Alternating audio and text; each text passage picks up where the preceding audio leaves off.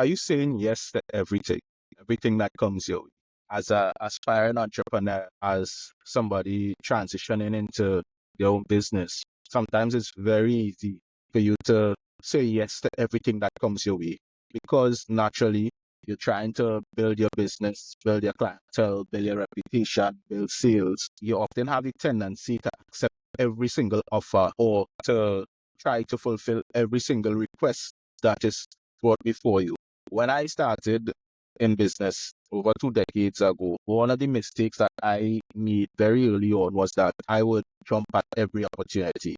I would try to take on every project, try to fulfill every request that came to me. And what often resulted from that sometimes was a lot of stress, instances where I lost money, and even situations where I became indebted very early on in my entrepreneurship work because of chasing after every opportunity that came my way. It wasn't until maybe at the turn of the first decade in business for me that I had come to the entrepreneurial maturity to realize that I didn't have to take every offer, every request, every task, pursue every opportunity that came before me. As it related to projects and jobs, I started choosing the work I wanted to do, choosing the clients, choosing the opportunities.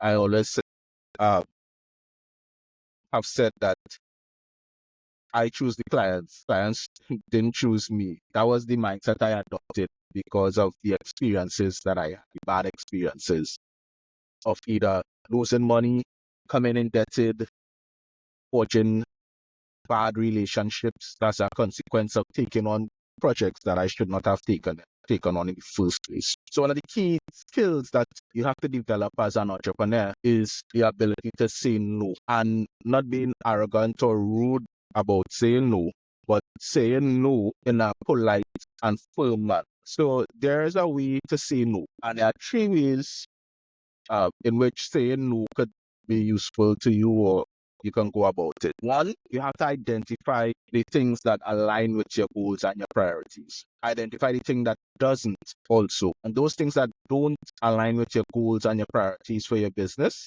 those are the things that you have to say no to. It might be a project or a job opportunity, a business opportunity that doesn't align with where you want to take your business. It might be something outside of your primary service. And you're faced with accepting that because, let's face it, when you're new in business, every opportunity to earn is important.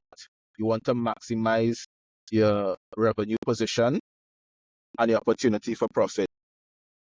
You know, you want to take every single sale that comes your way. But if it doesn't align with your unique selling point or with your primary service or with your target audience, you should ideally stay away from it because even though you might be successful at it, what often happens as well is that you end up losing more than you tend to gain. There's always something that develops out of a situation like that. So that's step number 1. You try to identify the things that don't align with the goals and priorities for your business and you reject those. Step number 2 is that you say no firmly, but do it politely. Learn to say no politely, but firmly. You know, there is no nice way to say no, but you can do it with some tact and develop some tact. Somebody might want a partnership early on, or somebody might ask you to do a particular task for them. Sales opportunity might come along, an opportunity to invest might come along, or even an investor may present themselves to you.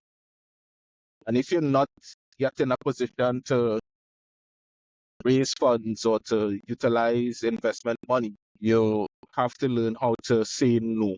I mean, it's difficult when there's the offer of investment, cash and funds in front of you. It's always difficult to say no.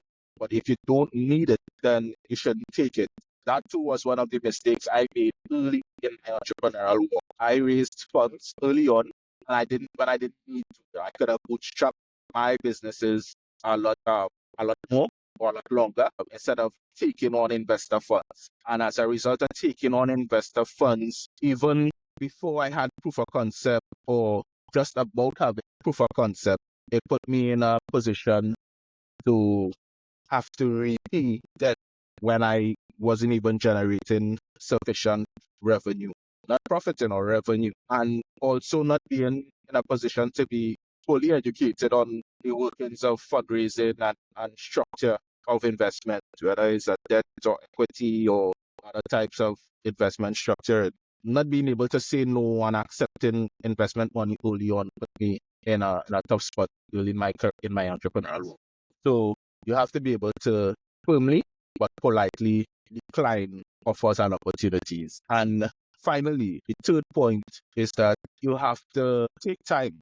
Take time to learn how to say no. You know, it's a tactic, it's a skill take. Apart from being polite and firmly, you have to practice it.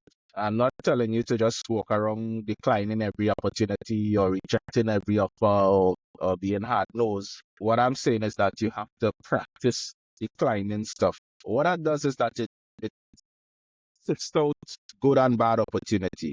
It also builds a sort of a credibility with your market, your colleagues, your peers, people interested in your business. It helps you develop a sense of entrepreneurial maturity. It shows that you're not desperate or greedy, right? And if you're desperate or greedy, you often will find yourself in a tough spot. You will find yourself in a tough spot. It'll be easy to be taken advantage of, to be manipulated, and that's not a good place to be as a new entrepreneur. The whims and fancy of your clients and suppliers and partners because they have detected our weakness in you. Our weakness is the inability to say no when necessary, right? So I want to encourage you this morning. Whilst it might be necessary for you to want to build and for you to want to grow quickly, it's also necessary for you to be measured. Being able to say no and not being able to say yes to everything that comes before you is also a very important tool in time management, because what that does when you're unable to say no, it cannibalizes your time, because now you have so many other things that tend to that takes away from the real focus of your business. Saying no is key to holding your focus, key to managing your time, and key to being able to hold your focus for growing your business. Saying no can help you save time because it reduces the amount of things that you have to attend to, the amount of decisions that you have to make, the amount of interactions that you are required to have um, with people, partners, and it saves you. It saves you the time, and it allows you that time saved to be put into greater focus in developing your business. So my question to you is this: are you saying yes to too many things? Can you be saying no to some things? Are you able to differentiate what you should be saying no to and what you should be saying yes to? Have you the tact and finesse to say no politely, but yet be firm about your no's, because you don't want to come across as a snob or come across as arrogant? You want to be able to be firm and to be polite and to have maximum effect, yet compassion when you say no. So I want to thank you for tuning in with me this morning. I am really beginning to enjoy these segments of Fortune in the Car. It's a good avenue to communicate with all of you professionals and employees who are making that transition into entrepreneurship, who might find it difficult to get the type of guidance that you need. Really enjoy this, and I hope that you enjoy this too. If you know anybody who you think could benefit from these videos, please feel free to share my YouTube channel with them, like and subscribe to the channel, and encourage them to do so. I also post on LinkedIn every single day.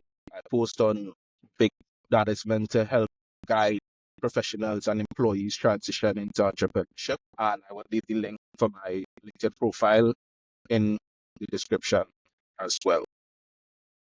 And finally, to also write in greater detail on this every week. Every Sunday, my newsletter, Becoming an Entrepreneur, is published. A new article has been published consecutively for 58 weeks now as of this recording. And in there, you'll find a lot of greater expanded content to help you. So I just want to tell you again, thanks for your support. Hit that like button, hit the subscribe button, share this video on this channel with your peers, your colleagues, and I look forward to the next episode, Coaching in the Car. Thanks. Peace out.